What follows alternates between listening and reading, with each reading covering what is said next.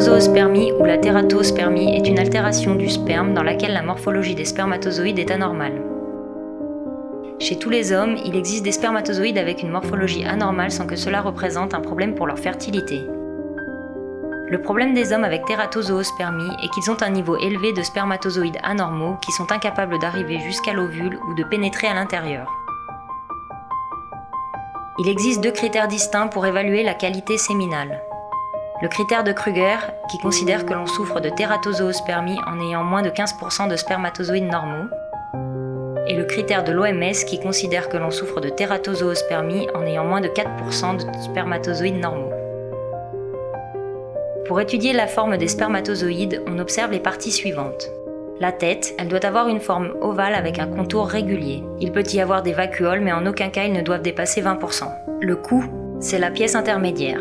Sa fonction est d'unir la tête avec la queue. Sa longueur est de 1,5 fois la tête et elle doit avoir une épaisseur intermédiaire entre les éléments qu'elle relie. La queue, c'est la partie la plus longue et fine du spermatozoïde.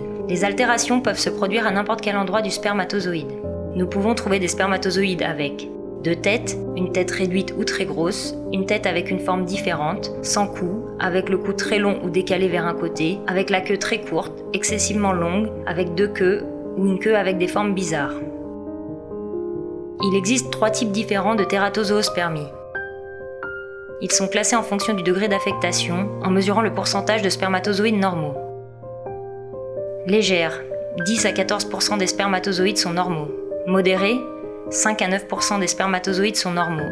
Sévère, moins de 4% des spermatozoïdes sont normaux. Il est possible d'avoir des enfants avec la tératozoospermie, mais vous devez recourir à la procréation médicalement assistée. Les options de traitement sont les suivantes. L'insémination artificielle pour les hommes avec une tératozoospermie légère et dont la partenaire a moins de 35 ans. La FIV pour les hommes avec une tératozoospermie modérée ou dont la partenaire a plus de 35 ans. L'ICSI pour les cas les plus problématiques, soit les hommes souffrant de tératozoospermie sévère.